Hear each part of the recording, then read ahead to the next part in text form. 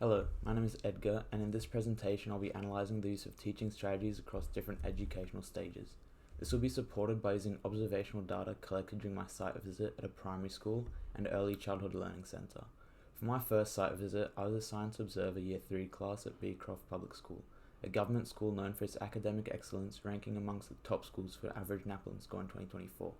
The school offers 2 opportunity classes for years 5 and 6, and the student population is culturally diverse, with 75% of students having English as an additional language or dialect.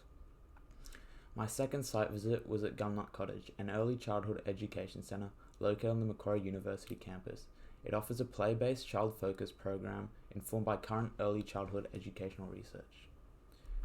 The class I observed at Beecroft Public School used a constructivist approach to learning, where learners build their own understanding through active participation and social interaction.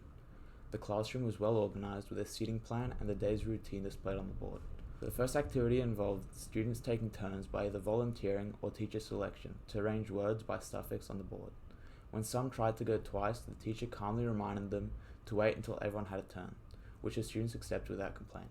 This is an example of the implementation of preventive strategies, which, as explained by Howell, involve using routines, rules, thoughtful planning, and understanding students' individual needs to proactively avoid misbehaviour in the classroom.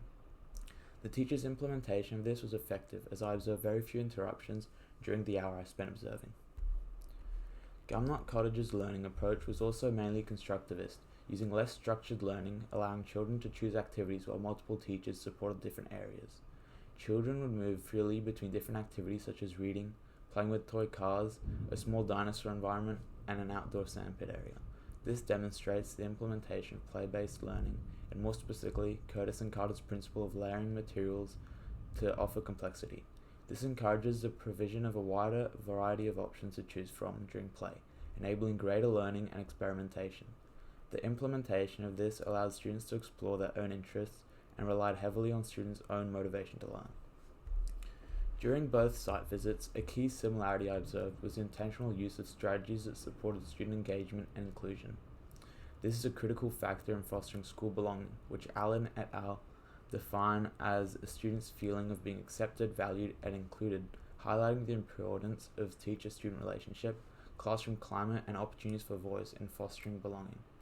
Both schools could deepen this further by offering more collaborative group activities and peer-led tasks that would especially be beneficial in Beecroft's culturally diverse setting. There were also noticeable differences between the two schools, with the Beecroft Public School classroom having a stronger focus on formal, curriculum-aligned instruction with explicit behaviour management strategies like turn-taking and clear rules.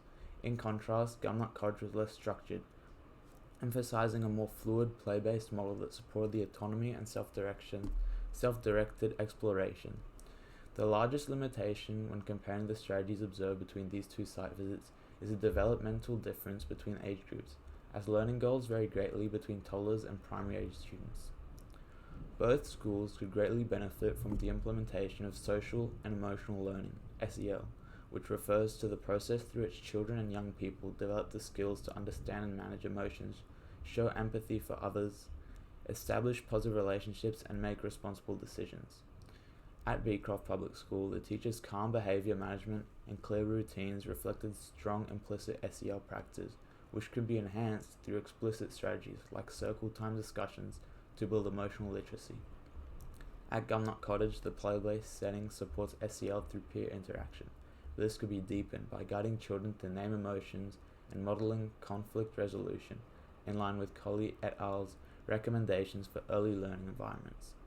By explicitly teaching SEL, both schools could improve student well-being and support academic success.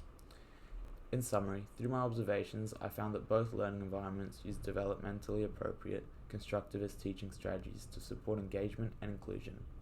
While their approaches differed, each setting could benefit from the implementation of social and emotional learning practices to further enhance student well-being and learning.